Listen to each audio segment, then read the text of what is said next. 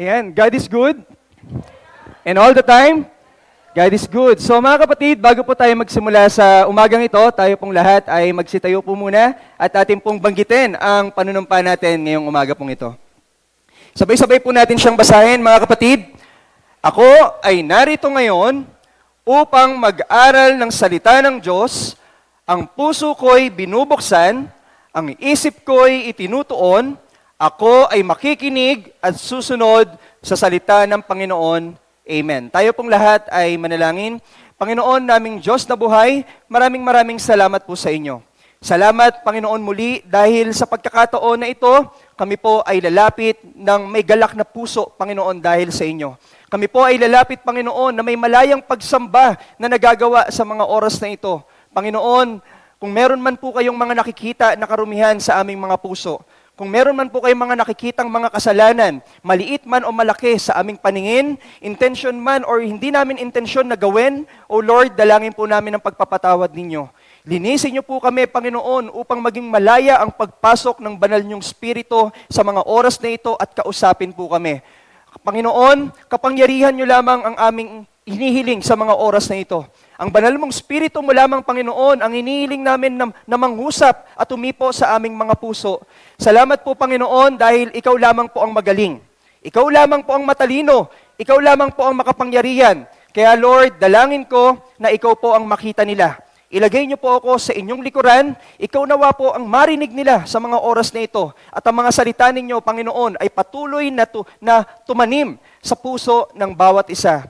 Panginoon, maraming salamat po sa ginawa ninyo sa krus ng Kalbaryo. Dahil niligtas nyo kami sa aming mga kasalanan, Panginoon, maraming salamat po sa inyo. At ngayon pa lamang, Panginoon, nagpapasalamat na kami. Dahil sa inyo, Panginoon, may tagumpay. Dahil sa inyo, Panginoon, mararanasan namin ang buhay na walang hanggan. Panginoon, we bring back the highest honor and glory to you. In Jesus' name we pray. Amen and amen. Tayo pong lahat, mga kapatid, ay makakaupo na po. Alam niyo po, mga kapatid, tayo po bilang isang Kristiyano, ang buhay natin bilang isang Christian ay tunay na imposible. Naniniwala ba kayo doon? Na ang pagiging Kristiyano, mamuhay bilang isang Kristiyano ay imposible. Pastor, hindi ba mahirap lang? Hindi ba mahirap lang mamuhay bilang isang Kristiyano? Hindi lang po basta mahirap lang. Ang pagiging Kristiyano, ang pamumuhay bilang isang Kristiyano ay tunay na imposible. Bakit, Pastor? Bakit imposible na mamuhay tayo bilang isang Kristiyano? Alam niyo po, in Christian lives, we need to deny ourselves. Diba? Sabi nga ni Jesus in Luke chapter 9 verse 23, if you want to follow me, you should deny yourselves and carry your own cross. Sabi ni Jesus yon, kailangan daw nating i-deny yung sarili natin. Ano yung mga dapat nating i-deny? I-deny yung mga bagay na nagagawa natin na kasalanan, na nakasanayan natin. Medyo mahirap yata yun, Pastor. Di ba? Mahirap na i-deny yung mga bagay na nakasanayan na natin. Lalong-lalo na ang mga kasalanan. I-deny yung mga attitude na nakasanayan natin na gawin or nakasanayan nating isipin. Mahirap yata yun, Pastor. Di ba? I-deny yung mga bagay na gusto nating gawin. Kahit gustong-gusto na ng katawan natin dahil sinusunod natin ng Diyos, kailangan nating i-deny. Di ba? Makikita natin, mga kapatid, na bilang isang Kristiyano na sumusunod kay Kristo, imposible po na gawin natin ang mga bagay na pinapagawa ng Diyos para sa atin. It's literally impossible to live a Christian life if we are going to focus on our own strength. Imposible na mamuhay bilang isang Kristiyano kung magpo-focus ka sa kalakasan mo. We will always fail and feel disappointed kapag nag-focus ka sa sarili mo at sa sarili ko. We need to understand, mga kapatid, that Christian life is supernatural. Naniniwala kayo doon? Mga kapatid, our Christian life is supernatural. So dahil supernatural siya, we need the Spirit of God to empower us. We need the Spirit of God to strengthen us. Alam niyo po, yung kanta natin kanina, the goodness of God. Di ba? Maranasan mo lang, makita mo lang, ma-appreciate mo lang ang goodness ni Lord, sapat na yon para magpatuloy ka. Di ba? Maranasan mo lang ang kabutihan niya na ginagawa mo sa buhay mo, Kapatid, sapat na yon para maging malakas ka. God's sufficiency as our El Shaddai, as our God Almighty, is the key to making the impossible Christian life possible. Alam niyo po, kahit imposible mamuhay bilang isang Kristiyano, posible po na mamuhay tayo dito dahil kay Kristo. Kaya po, ang title natin ngayong umagang ito, mga kapatid, The All-Sufficient God, Making the Impossible Christian Life Possible. Basahin po natin ang Genesis chapter 17, verse 1. When Abraham was 90 years old, the Lord appeared to him and said, I am God Almighty, or El Shaddai. Walk before me faithfully and be blameless. So mga kapatid, in Genesis chapter 17 verse 1, ito po yung first time na kung saan binanggit po yung word na God Almighty. Ito po yung first time na kung saan binanggit po yung characteristic ni Lord na El Shaddai.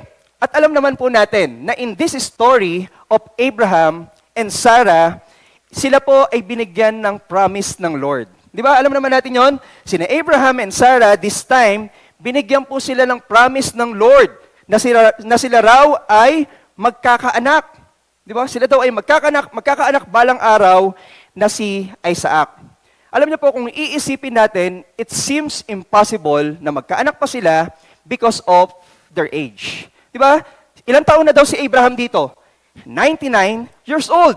May nakita na ba kayo sa panahon ngayon na nagkaanak kahit 99 years old na? Wala pa. Di ba? So, ilang taon na si Sarah this time? Si Sarah this time is 90 years old. So, kung iisipin natin with our own mind, mga kapatid, imposible na magkaanak pa sila. Imposible na matupad yung pangako ng Diyos para sa kanila. Babasahin ko po sa inyong verse 16 to 17. Sabi po, sapagkat siya'y pagpapalain ko, magkakaanak ka sa kanya, at siya'y magiging ina ng maraming bansa. May magiging hari mula sa kanyang mga salinlahi. Verse 17, muling nagpatari pa si Abraham. Ngunit napatawa siya ng kanyang maisip na siya'y matanda na. Nasabi niya sa sarili, magkakaanak pa ba ang isang lalaki na 100 taong gulang na? At si Sarah, maglilihi pa ba siya, gayong siya'y 90 taon na?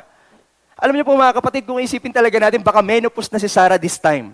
Talagang hindi na siya magkakaanak. At halos tumawa pa nga si Abraham dahil sa sinabi ng Diyos para sa kanila. But because, mga kapatid, God is Almighty, or God is the Almighty, the all-sufficient one, who is enough to provide everything, it will happen to them. Di ba alam naman natin yung story? At the end of it, ng story ni Abraham and Sarah, nagkaroon po sila ng anak. Nangyari ang pangako ng Diyos para sa kanila. Alam niyo po, ang word na God the Almighty, galing po siya sa Hebrew word na ang ibig sabihin, mga kapatid, na binanggit natin kanina, ang ibig sabihin nun, paki-next slide please, is El Shaddai. Okay? So, God the Almighty comes from the Hebrew word, ibig sabihin, El Shaddai. El is God, and Shaddai is God the sufficient one. Or all, the sufficient one. Ibig sabihin, siya yung sapat na sa lahat. Wala nang hihigit pa sa kanya dahil siya na yung sapat sa lahat. Anong ibig sabihin, pastor, ng God the sufficient one? Ang Diyos na sapat na sa lahat. Ang ibig sabihin nun, mga kapatid, God the sufficient one is that God is completely and fully able to meet all our needs and provide for us in every way. Ang Diyos daw na sapat at higit na sa lahat ay kayang i-provide lahat ng pangangailangan mo sa lahat ng aspeto ng buhay mo. Pastor, patungkol lang ba yan sa mga material na bagay? Patungkol lang ba yan sa mga bagay na nakikita ko? Actually, hindi lang doon. Ang Diyos pwedeng mag-provide sa atin po ng maraming bagay sa buhay natin. Ano po yung mga yon? He has all the resources, power, and wisdom necessary to fulfill our requirements and take care of us. Anong mga kayang i-provide ng Diyos sa buhay natin? Katalinuhan, kaya ng Diyos na magbigay ng kaunawaan, kaya ng Diyos na magbigay ng kalakasan, kaya ng Diyos na magbago ng tao, Kaya ng Diyos na gawin lahat ng kaya nating isipin. Bakit? Dahil siya po ay makapangyarihan. Dahil siya po ay sapat na at higit pa na walang kahit na sino pang hihigit sa Kanya. So God, the sufficient one, means that we can rely on Him. Pwede po tayong magtiwala sa Kanya. Pwede tayong sumandal sa Kanya for everything we need in our lives. Alam niyo po, madalas mga kapatid, kaya hindi natin nararanasan ang kasapatan ng Diyos, ang pagiging sapat niya sa atin, at kung minsan may kulang palagi sa atin, kaya tayo nagpifail. Alam niyo po kung bakit?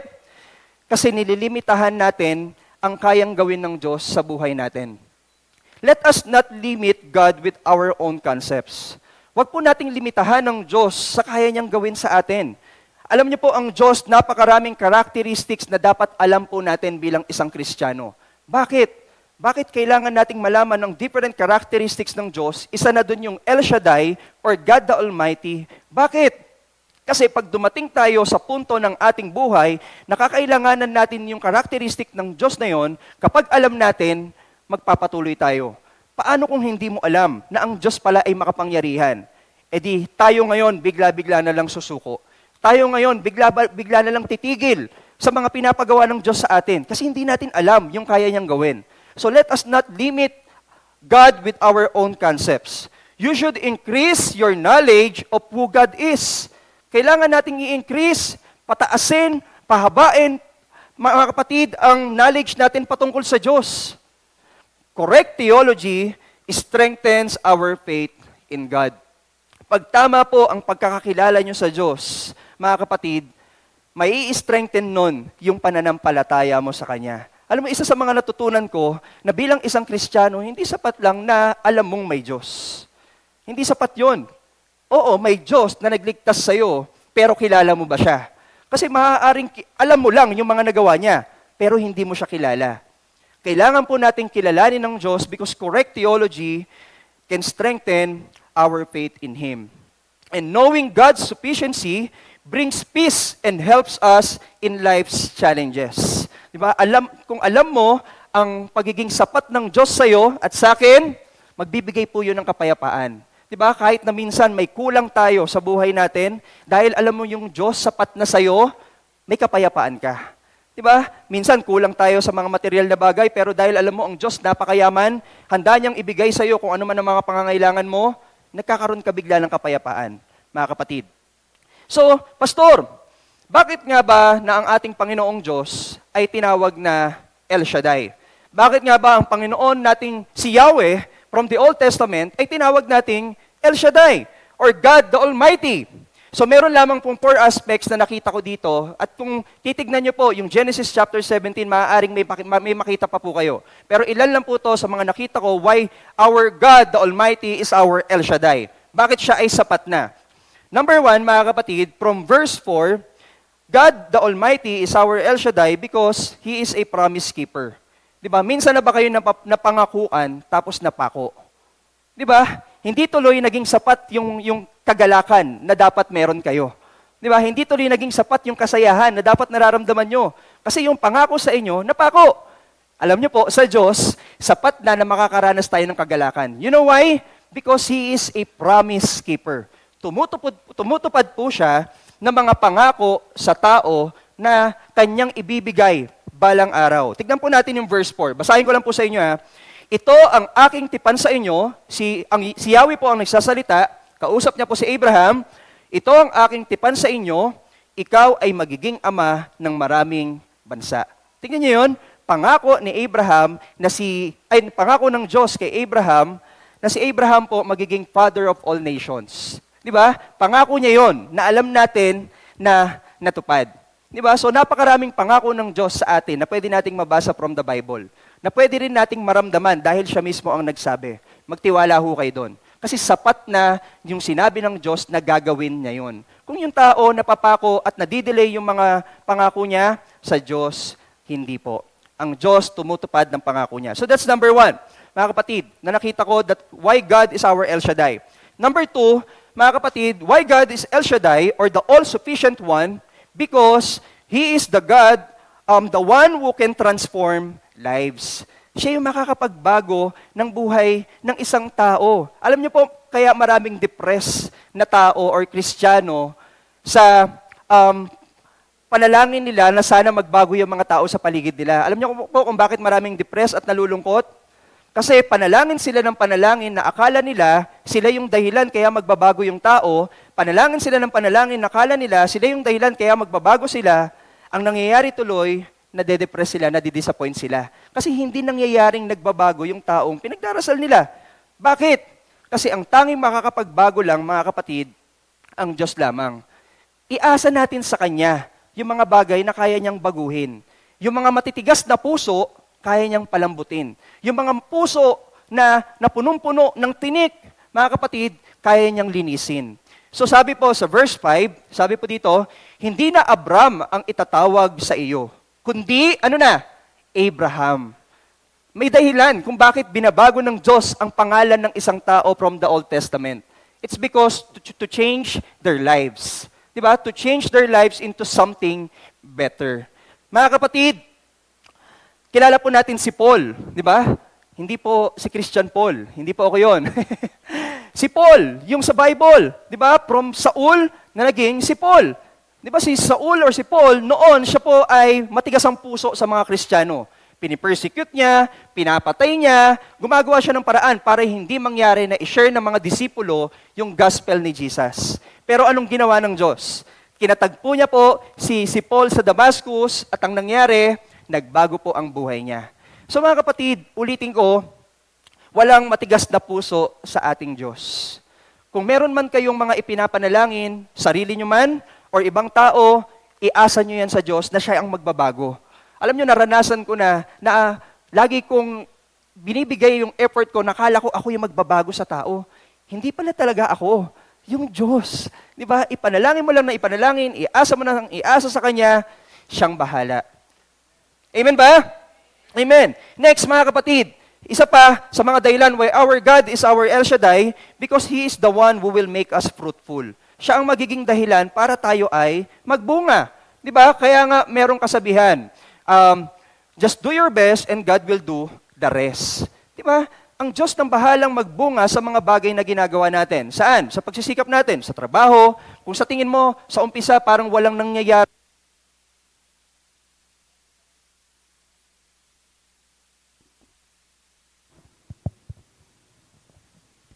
ayan. Hello? Mic check.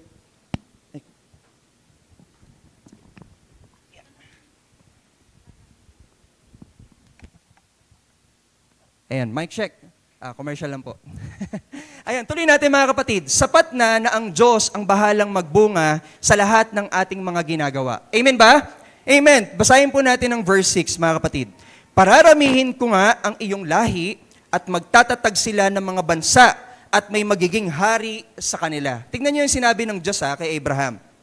Pararamihin ko. Sino daw ang magpaparami? Siya. Di ba? Pararamihin niya daw ang mga lahi at magtatatag sila ng mga bansa. So sino magpaparami? Sino magmumultiply? Sino magbibigay ng bunga sa ginagawa natin bilang isang Kristiyano? Walang iba kundi ang Diyos. Kaya nga kapag may ginagawa tayo para kay Kristo, mga kapatid, para sa ating Diyos, huwag niyong isipin that your labor is in vain. Di ba sabi nga ni Jesus, your labor is not in vain. Kung kumikilos ka ngayon, nagpapakasipag ka para lumago yung pananampalataya mo kay Kristo, hindi yan baliwala.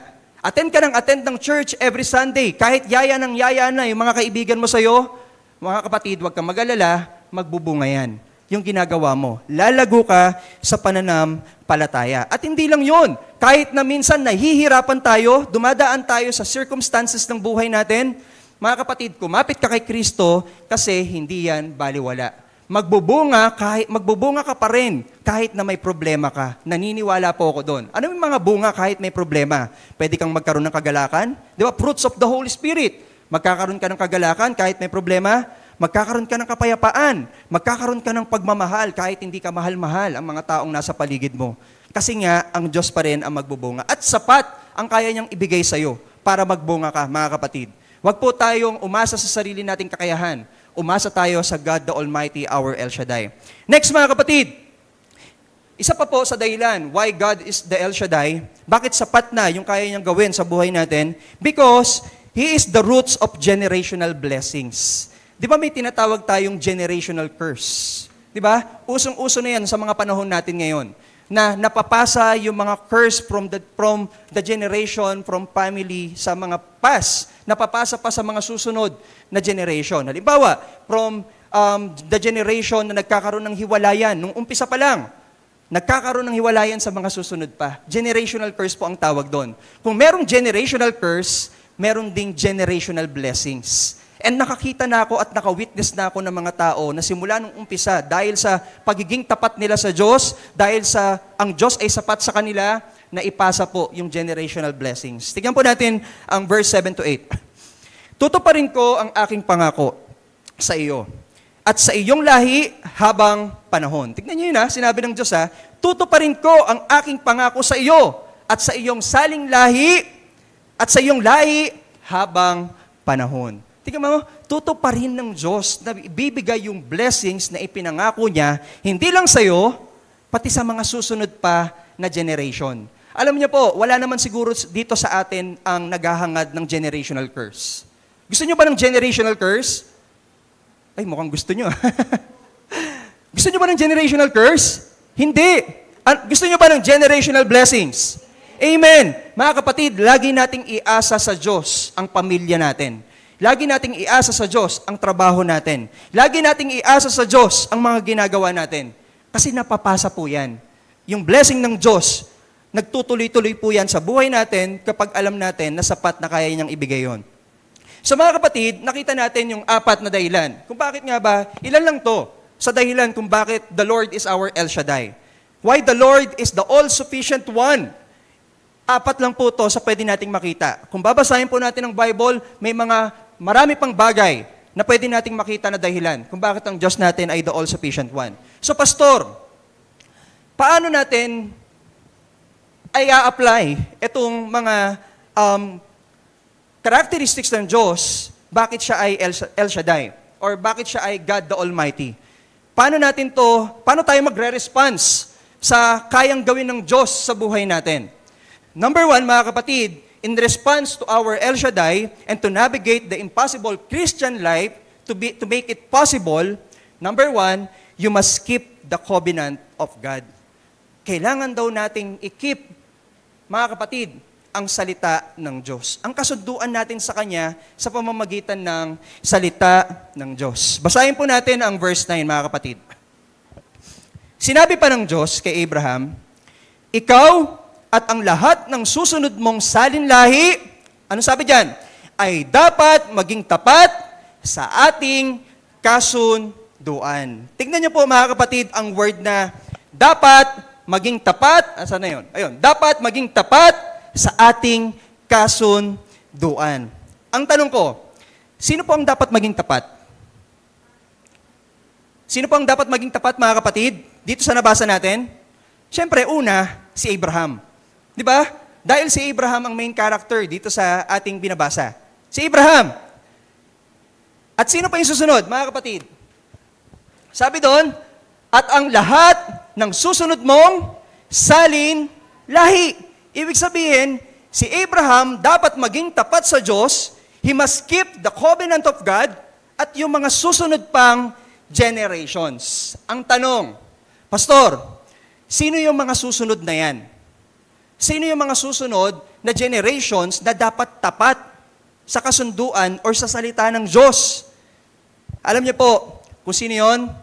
Tayo po yung mga Christians. Tayo pong mga Kristiyano ang dapat na maging tapat din sa kasunduan ng Diyos. Pastor, hindi ko naman lolo sa Abraham eh. Paano ko naman naging salinlahi yan? Pastor, hindi ko naman kamukha sa Abraham siguro, no? Mga kapatid, nung tayo po ay tumanggap sa ating Panginoong Heso Kristo at tinanggap natin siya bilang ating tagapagligtas at hari natin, nagagabay sa atin sa ating buhay, alam nyo ba na naging parte na tayo ng pamilya ni Abraham? Naging parte na tayo, mga kapatid, ng lineage niya. Basahin po natin ang Galatians chapter 3, verse 29.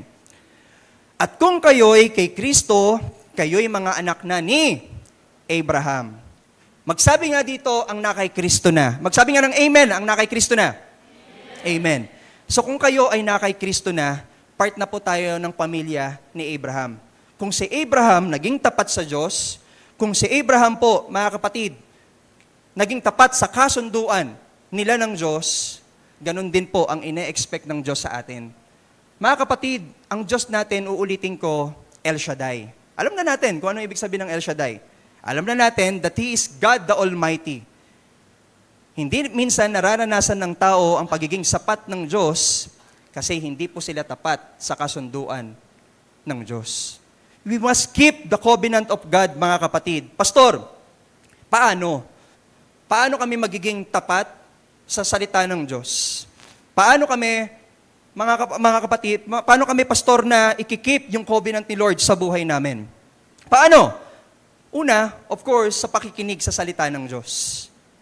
Pangalawa, mga kapatid, minimeditate yung salita ng Diyos. Kumbaga, inaral mo na, nabasa mo na, narinig mo na, mga kapatid, i-meditate mo na. Mag-reflect ka na. Saan nga bang parte ng buhay natin kailangan nating i-apply ito para maranasan ko yung kasapatan niya? Saan parte ng buhay ko, mga kapatid, kailangan ko i-apply yung salita ng Diyos? Di ba? And of course, number 3, mga kapatid, is susunod. Di ba? Binasa na natin, narinig na natin ang salita ng Diyos, let's reflect on it. And of course, obey it. Alam niyo po, tinanong ko na to last 2 weeks ago or last 3 weeks ago, mga kapatid, tatanungin ko kayong muli. Gaano po ang effort nyo sa pag-keep ng covenant ng Lord?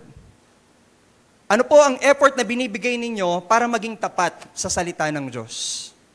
Kapag ba dumating ang panahon na magko-compromise ka na lang at hindi na susundin ang salita ng Diyos?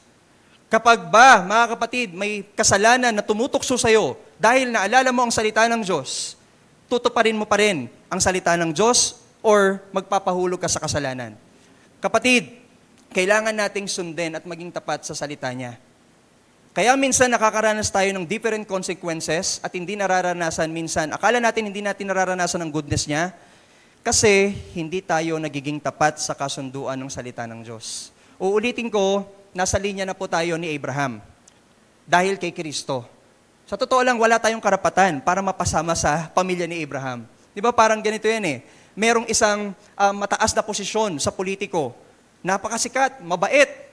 Sa tingin mo, karapat-dapat ka na maging parte ng pamilya niya? O, halimbawa na lang, si Pacquiao. I-imagine natin yung sarili natin. Pastor, hindi ko naman kamukha si Pacquiao eh. O kahit hindi nyo kamukha, i-depend na lang natin sa status niya sa buhay. I-depend na lang natin sa kung yung kabaitan ni Pacquiao. Kung ikukumpara natin yung sarili natin, sapat ba na maging parte ka ng pamilya nila? Hindi. Siguro sa yaman pa lang, hindi na. Di ba? Doon pa lang, hindi na tayo sapat. Pero, mga kapatid, binigyan ka ng grasya ng Panginoong Yesus para maging parte ng pamilya niya, ng pamilya ni Abraham. Kaya, sundin natin at maging tapat sa salita ng Diyos. Importante po, mga kapatid, bilang isang Kristiyano na nauunawaan natin, ang salita ng Diyos ay ang gabay natin patungo sa buhay na inilaan niya para sa atin. Basahin po natin ang Psalms 119, verse 105. Your word is a lamp for my feet and a light on my path. Di ba? May kantang yan eh. Di ba? May kantang ganyang verse. Di ba? Kapatid, ang salita ng Diyos, yung gabay natin. Yung salita ng Diyos, yung ilaw natin. Di ba kapag nag-brown out, nagpapanik tayo? Di ba kapag nag-brown out, parang litong-lito tayo. Hindi sapat na kumikilos lang tayo kasi baka may mangyari sa atin. Matisod tayo, may mauntog tayo. Pero kapag may ilaw, nagiging sapat bigla yung paningin natin. Sa salita ng Diyos, magiging sapat ang buhay natin kasi yan po ang gabay natin. So mga kapatid, ay pinapakita po ng verse na to, yung binabasa natin kanina, yung sa Psalms 119 verse 105, ipinapakita po ng verse na yan na ang salita ng Diyos, ang gabay natin, kaya wag po natin siyang baliwalain. Amen ba? Amen. Gising pa ba kayo? Bakit parang ang tahimik nyo? Nagalmusal ba kayong lahat? Nagalmusal ba kayo? Inaantok na ba kayo? Kala ko mag-amen kayo ulit eh. So mga kapatid, mapalad ang mga taong naglalakad ayon sa salita ng Diyos. Naniniwala kayo doon? Alam niyo po, kung ikukumpara mo ang taong hindi nag-aaral ng salita ng Diyos, ang taong hindi naglalakad sa salita ng Diyos, mapalad po tayo. Bakit? Nandito kasi tayo sa partido ng ating Diyos. Di ba? Nandito tayo sa grupo ng isang makapangyarihan. Mapalad po ang mga taong naglalakad ayon sa salita ng Diyos. Alam niyo po, isa pa, walang lugi sa taong gabay ang salita ng Diyos. Di ba marami nagsasabi, ang lugi mo naman dyan, ang dami mong dinideny sa sarili mo para lang sumunod sa salita ng Diyos. Ang dami mong dinideny para maging gabay ang salita ng Diyos. Kapatid, ulitin ko, walang lugi sa atin. Alam niyo bilang isang Kristiyano, wag po nating isipin na lugi na tayo kapag Kristiyano na tayo. Kasi sa totoo lang, panalo pa nga tayo eh. Mga kapatid, mapalad pa tayo. Kasi nakilala mo si Jesus. Alam niyo, maraming tao hindi kilala ang Diyos. Maraming tao, mga kapatid, hindi alam ang salita ng Diyos. Alam niyo, minsan may nakausap akong kaibigan ko na nasharan ko ng gospel na ngayon. Ang kwento niya sa akin, simula nung bata siya, may pamilya siya na nagsisimba pero hindi nila alam ang salita ng Diyos. Nalaman niya lang ito nung nasharan na po siya ng gospel. Nung kami po ay nagba-Bible study na. Kapatid, wala pong lugi sa atin. Huwag mong isiping lugi ka. Pakisabi nga sa katabi mo, hindi ka lugi. At isa pa, mga kapatid, walang talo sa taong patuloy na nagiging tapat sa salita ng Diyos. Amen ba? Walang talo. Ang Diyos natin ay victorious. Ang salita niya, victorious. So dahil doon, kung tapat ka sa salita niya at sa Diyos, talo ka hindi. Si Kuya Manuel lang ang hindi talo. Lahat natalo na dito. Kapatid, walang talo sa taong patuloy na nagiging tapat sa salita ng Diyos. Kaya't maging tapat po tayo sa Kanya. Bakit, Pastor? Bakit walang talo sa taong nagiging tapat sa salita ng Diyos? Tignan po natin ang Galatians chapter 3, verse 29b. Di ba, nasabi ko sa inyo na tayo ay nasa linya na ni Abraham. So dapat lang na maging tapat tayo sa salita niya. So, walang lugi kasi sabi po sa Galatians chapter 3, verse 29b. Okay, next slide please. Kayo po at ang magiging tagapagmana ng mga pangako ng Diyos. So imagine that, 'di ba? Tagapagmana tayo. 'Di ba? Tagapagmana ka. Hindi man tayo tagapagmana ng mga magulang natin ng kung ano-anong bagay. Kasi ang sabi sa akin ng magulang ko, mapapamana ko lang sa iyo pag-aaral. Sabi, medyo nalungkot ako dun Pag-aaral. Pag-aaral man ang may bibigay sa atin ng magulang natin, ang Diyos tagapagmana ka ng lahat ng pwede niyang ipangako sa iyo. Sabi sa iyo ng Diyos, mga kapatid, may pangako ba siya sa iyo na pagpapalain ka? Panghawakan mo yun, mga kapatid. Kasi tagapagmana ka, anak ka niya. Di ba? Nasa linya tayo ni Abraham. Pangako ba ng Diyos sa iyo na baguhin ang buhay mo? Amen? Amen. Panghawakan po natin yon kasi pangako niya yon. Pangako ba sa iyo ng Diyos na ipoprovide ang lahat ng pangangailangan mo?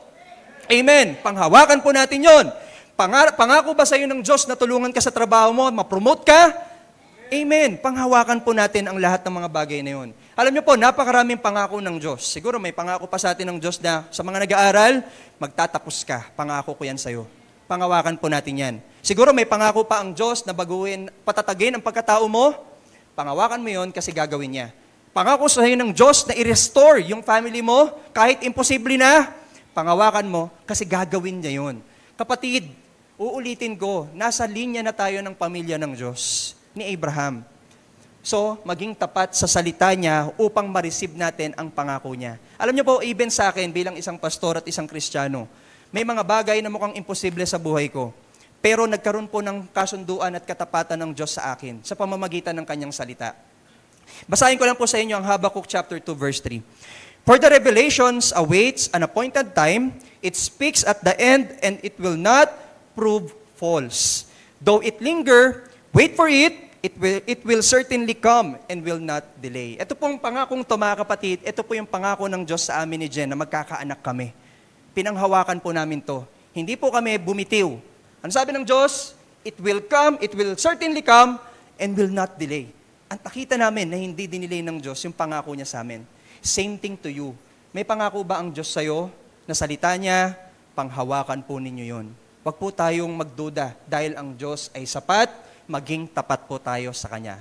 Mga kapatid, so yan ang number 1. Number 2 tayo, you must get rid of your sins.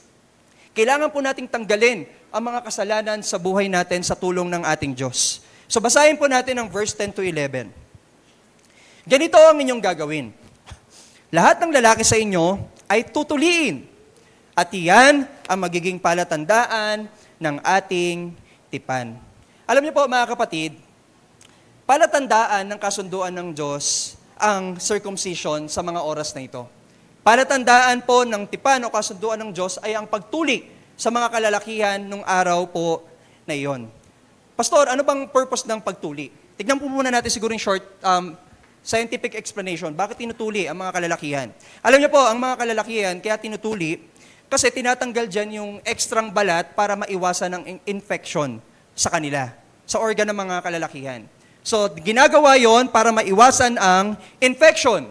Ang circumcision po, or pagtuli, mga kapatid, in spiritual term, according to the Bible, ay ang pagputol ng kasalanan sa ating buhay.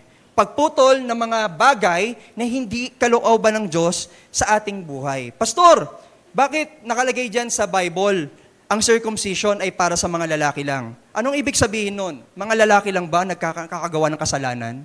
Mga lalaki lang ba nagkakamali? Sa mag-asawa siguro, pero hindi, joke lang. Hindi puro lalaki lang. Ang ibig sabihin lang yan, that's in general, mga kapatid, na ang pagputol sa kasalanan sa buhay natin, kailangan po nating gawin. Bakit? Bakit kailangan nating putulin ang kasalanan sa buhay natin? Kasi po, pag nagpatuloy po tayo sa mga bagay na dapat natin iniiwasan, magkakaroon po ng consequences yan.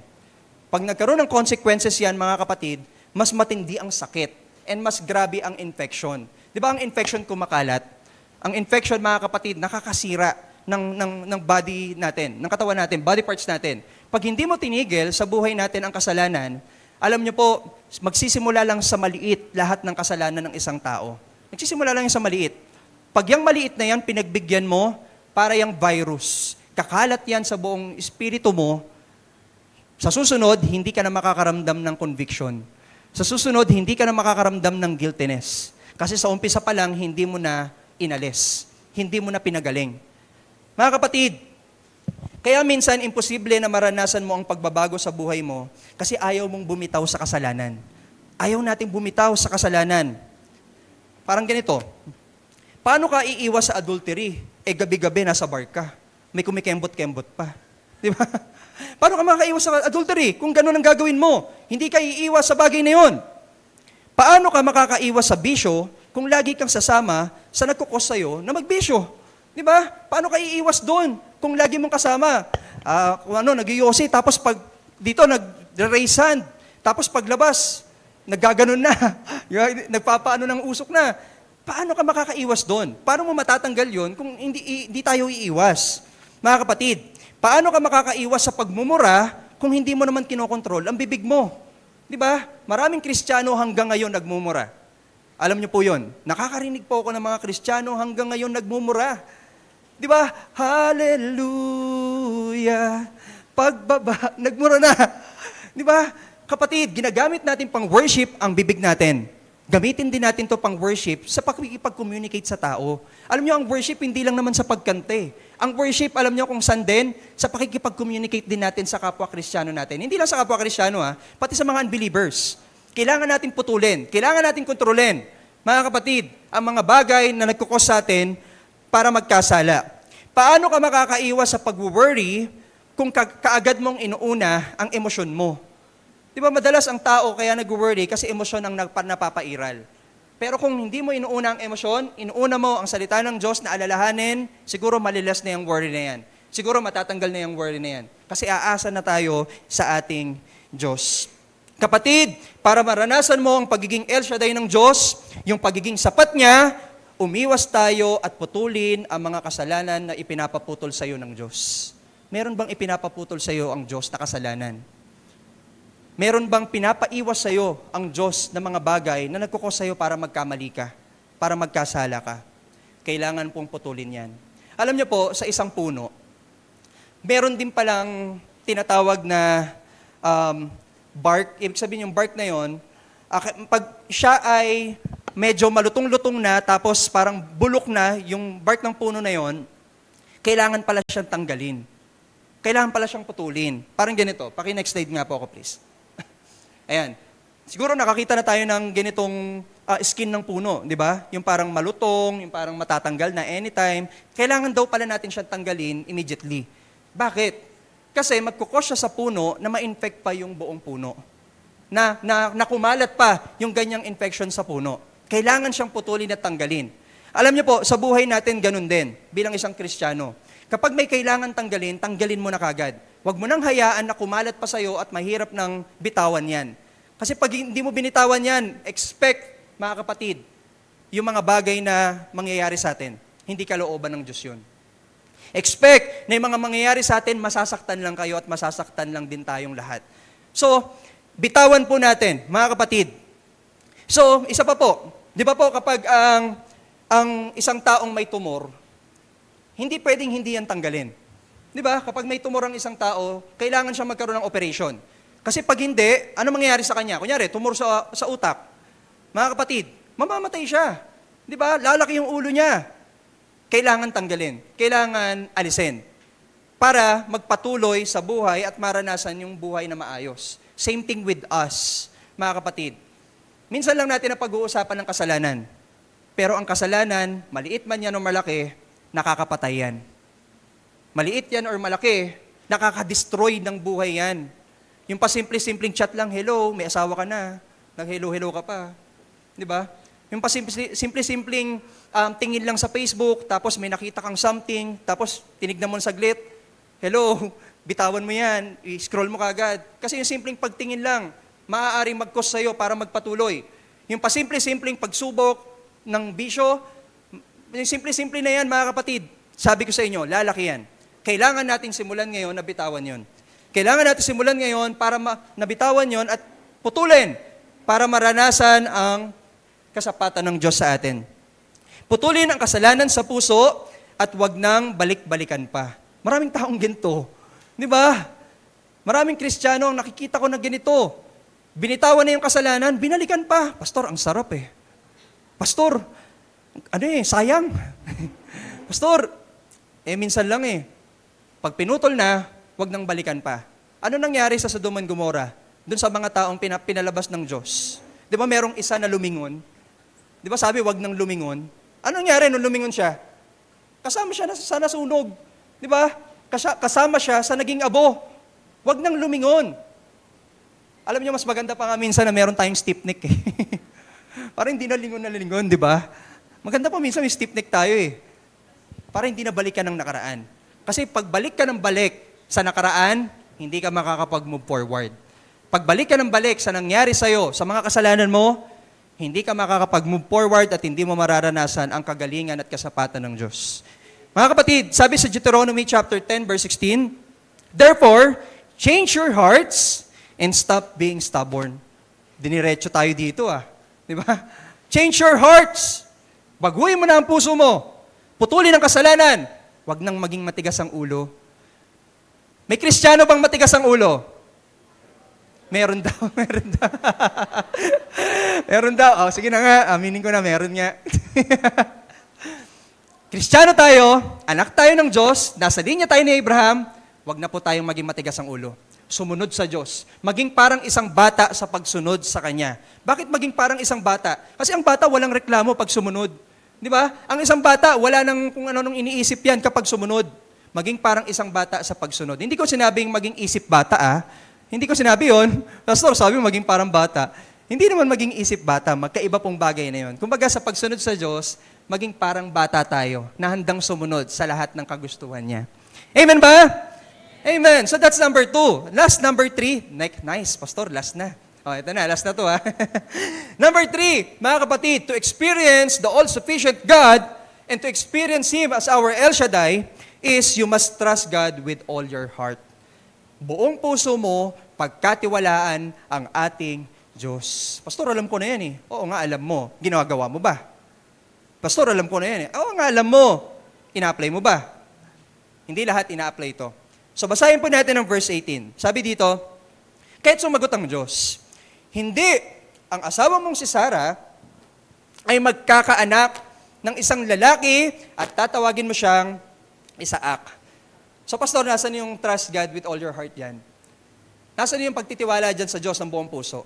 Alam niyo po, makikita natin sa verse na to na ine-emphasize na ng Diyos na magkakaanak sila ni Sarah at yun ay si Isaac. Tingnan niyo sabi ng Diyos, hindi. Ang asawa mong si Sarah ay magkakaanak. Alam niyo kung bakit ine-emphasize ng Diyos? Kasi sa verse 16, bago pa yan, tumatawa po si Abraham. Di ba? Siguro habang kinakausap siya ng Diyos, sabi, siguro parang ganito yung actions nila. Kunyari ako yung Diyos, tapos kinakausap ko siya. Ikaw magkakaanak kayo kahit old age na kayo. Magkakaanak kayo kahit na matanda na rin si Sarah, kahit menopause na siya. Kung bahala, yung imposible na yan, magiging posible. Siguro sabi ni Abraham, parang hindi naman totoo yun. Siguro tumatawa siya.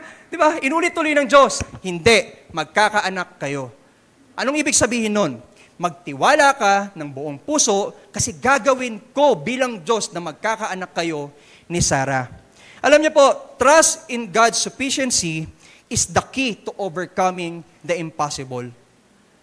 Ang pagtitiwala sa pagiging sapat ng Diyos, mga kapatid, at sa pagiging makapangyarihan niya, yan po ang susi para ma-overcome natin ang mga imposible.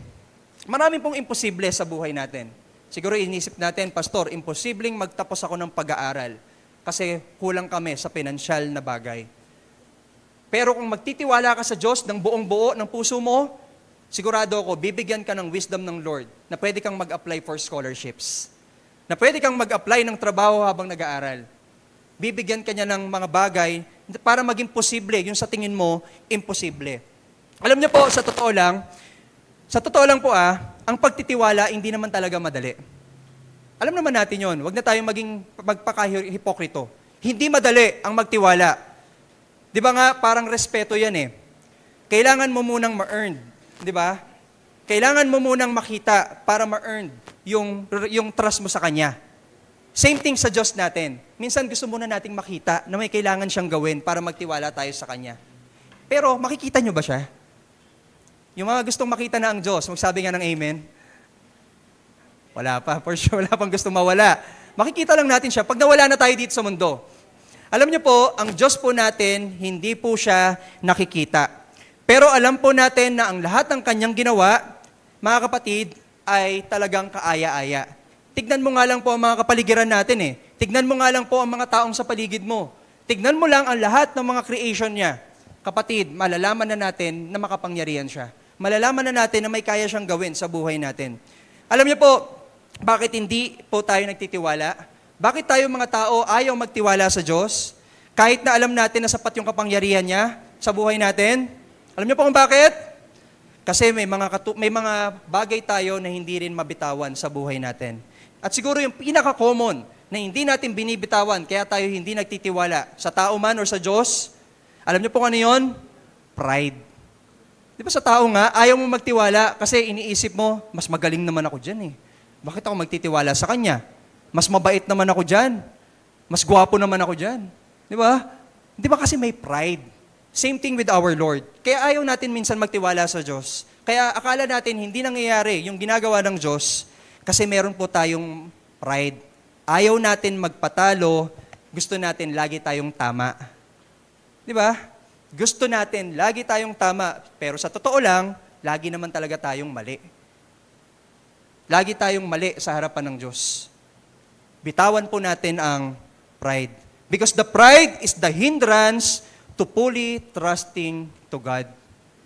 Kaya hindi 100% nagtitiwala sa Diyos kasi yung merong pride na nahumaharang sa puso. To experience the sufficiency of God's power, we must let go of our pride.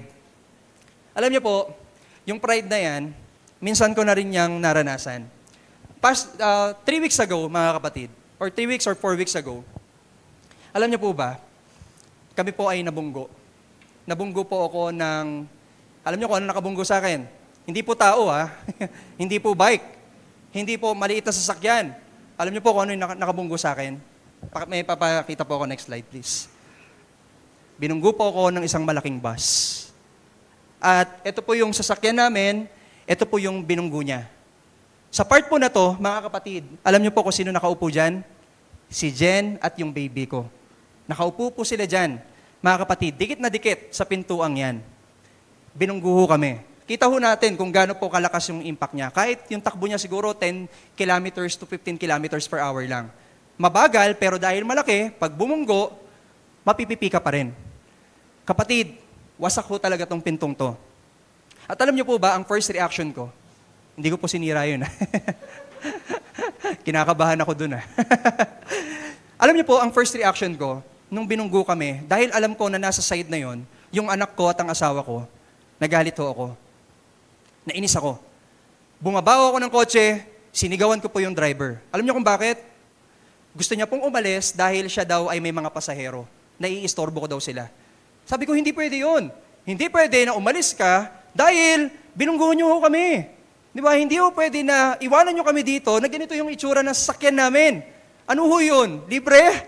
Ano yun? Swerte? Hindi yun ganun. So ako ho, to cut the story short, galit na galit ho ako. Sumisigaw ho ako. Pero hindi ako nagmura. May mga pagkakataon sa buhay natin na pwede tayong magalit na hindi tayo nagkakasala. Nagalit ho ako. And dumating ho sa point na may dumating ng mga traffic enforcer, may police, nagtawag ako ng kakilalang police. Alam niyo po, yung driver, hindi po umaamin sa kasalanan niya. Hindi niya po inaamin na siya daw ang bumunggo sa akin. Alam niyo kung sabi niya, ako daw ang bumunggo sa kanya. Paano ko bubungguin yung malaking ganito, yung malaking bus? Yung maliit na ganito, yung malaking bus. At paano ko bubungguin yung malaking bus kung ako yung nasa unahan niya, siya yung nasa likod ko? Nasa likod ko ho kasi siya. Okay? Nasa likod ko ho siya. Nasa unahan niya ako. Paano ako bubunggo? Igaganon ko ho ba yung puwetan ng kotse ko? Para lang mabunggo siya? Hindi ho. Alam mo natin, logically, na siya talaga ang bumunggo dahil siya ang nasa likuran ko at gusto niyang sumingit sa pwesto ko. Alam niyo po, deep inside my heart, kahit galit ako, nagpipray ako kay Lord. Nung time na yun na nasa kalye kami kasama ang traffic enforcer at isang pulis. Sabi ko, Lord, sige, pag ito humingi ng tawad, tapos inamin niya na nagkasala siya, inamin niya na may ginawa siyang pagkabunggo sa amin, patatawarin ko to, Lord.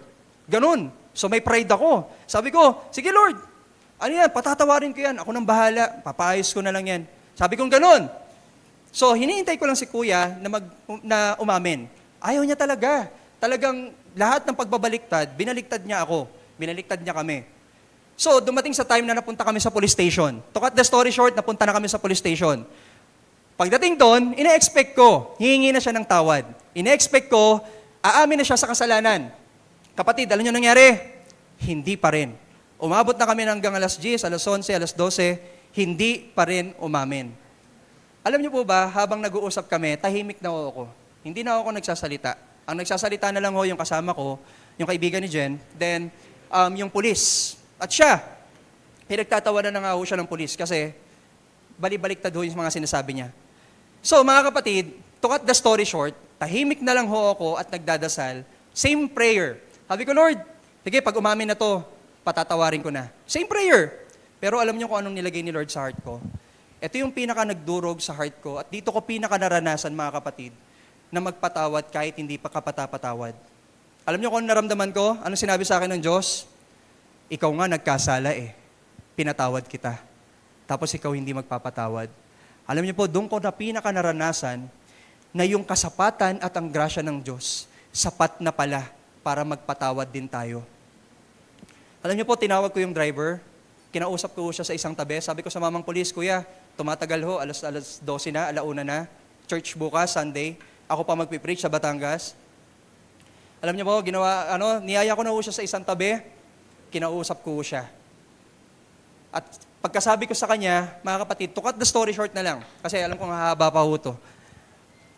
To cut the story short, nakausap ko siya, na-explain ko po lahat ng nangyari, na-sharean ko po siya ng gospel. Alam niyo po, nung sinabi ko sa kanya na mahal siya ng Diyos at sapat ang kabutihan ng Diyos sa kanya, umiyak po siya. At sinabi niya na ang buhay niya, parang hindi niya alam kung saan pupunta. Alam niyo po, doon ko na rin naranasan na yung material na bagay, yung kotse, sabi ko nga sa kanya, hayaan nyo na ho yan. Ang mahalaga ho sa akin, malaman nyo na mahal kayo ng Diyos. Alam niyo po nangyari mga kapatid, hindi ko gusto yung nangyaring aksidente. Nagdasal ako eh. Sabi ko, Lord, nagdasal ako ah. Nagpray ako bago umalis. Naproteksyonan nyo kami. Pero bakit nangyari? Alam niyo minsan yung mga prayer natin, minsan hindi yan yung nangyayari. May iba palang plano ang Diyos na mas greater pa. Hindi natin gusto kasi masakit, pero may greater purpose pala. Alam niyo po, nung napakilala ko siya kay Lord, next slide please. Ito po siya. Tinakpan ko po yung una, pero dito wag na po. Nung napakilala ko po siya kay Lord, mga kapatid, nagkaroon daw ng kapayapaan ng puso niya. Nagkaroon daw siya ng assurance na pupunta siya sa kalangitan.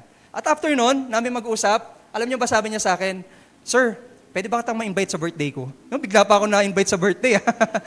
Bigla pa ako nagkaroon ng kaibigan. Bigla pa akong nagkaroon ng panibagong kaibigan na matanda sa akin. 50 plus na yan eh. Di ba? Sabi niya sa akin, pwede ba kita ma-invite sa birthday ko? Sabi ko, bakit to? Nakakaya naman ho. Gumanon ako. Sabi niya, Sir, kasi para ma-sharean nyo rin ho ng gospel yung pamilya ko. Imagine that, mga kapatid. Imagine that. Hindi ko gusto, mga kapatid, uulitin ko, alam nyo, hindi ho yan dahil sa akin. Ayokong sabihin, ayokong i-praise nyo ako. Kasi ako, alam ko sa sarili ko na pwede ako magalit. Alam ko sa sarili ko, logically, iisipin ko, magbayad ka. Baka singilin kita dyan, 10,000. Di ba? Magbayad ka. Mahal-mahal ang paggawa niyan eh. Di ba? Istorbo pa yan eh. Na sana nagpapahinga na lang ako eh. Kung ako tatanungin, hindi ako papayag. Pero alam niyo po, yung nagbigay sa akin ng dahilan, kaya pinatawad ko siya. Dahil yung pagmamahal ng Diyos, yung grasya ng Diyos, yung katapatan ng Diyos, naramdaman kong sapat sa akin. Kaya naibabahagi ko ito sa iba. Alam niyo po, itong pamilya niya, ito, nung Thursday ho, Quezon City ho to ha, hindi to malapit. Pumunta pa ho kami, 2 hours ang biyahe, 2 hours pabalik. Nasyaran ho namin ng gospel, si nanay, yung anak, saka si tatay. Kulang pa ho ng 2 anak. Pinapabalik nga ako eh. Sabi ko, wala na akong gas, kuya. Kasi meron pa rin daw 2 anak na dapat sharean ko pa ng gospel. Gumaan ho daw yung mga pakiramdam nila. Nagkaroon daw sila ng kapayapaan. Naramdaman daw nila na meron palang Diyos na sapat na pwedeng magmahal sa kanila. Alam niyo, magulo na daw yung pamilya nila dahil sa mga nangyari sa pandemic.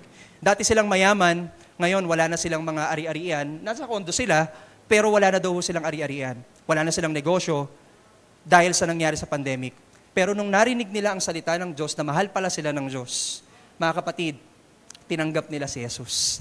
Hindi lang yun doon natatapos. Nag-request pa po sila ng Bible study. Sabi ko, online na lang ho ah. Online na lang. Isasama ho natin sila sa Bible study natin, baka sa San Valley ho, isama natin. At lahat ng ito, mga kapatid, dahil ang Diyos natin ay Almighty. Ang lahat ng to, dahil ang Diyos natin ay sapat na pwedeng magmahal sa'yo, pwedeng magbago sa'yo, pwedeng magbigay ng grasya sa'yo at kabutihan na hindi mo mararamdaman sa mundong to. Kaya mga kapatid, magtiwala po tayo sa Kanya ng buong puso. Lahat ng hindi natin kayang gawin po ng ating Diyos. Tayo pong lahat ay manalangin. Panginoon naming Diyos na buhay, maraming salamat po sa mga oras na ito. Maraming salamat, Panginoon, dahil tunay nga po ang katapatan ninyo, tunay nga po ang kapangyarihan ninyo, tunay nga po ang pagiging mabuti ninyo, at tunay, Panginoon, na kayo po ay sapat sa buhay namin, na dapat naming ina-acknowledge, na dapat naming tinatanggap, dahil kayo po ay patuloy nakikilos sa buhay namin. Panginoon, tunay ngang walang mahirap sa inyo. Walang imposible sa inyo. Lahat posible sa inyo.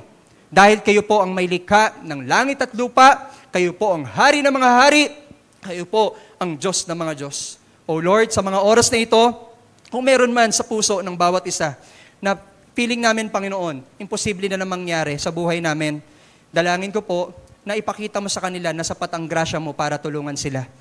Na sapat ang kakayahan ninyo, ang kalakasan ninyo para palakasin sila. Panginoon naming Diyos, Ikaw lamang po ang magaling, Ikaw lamang po ang dapat papurihan, at sa inyo po namin inaalay ang lahat ng papuri at pasasalamat sa dakilang pangalan ng Panginoong Hesus. Amen and amen.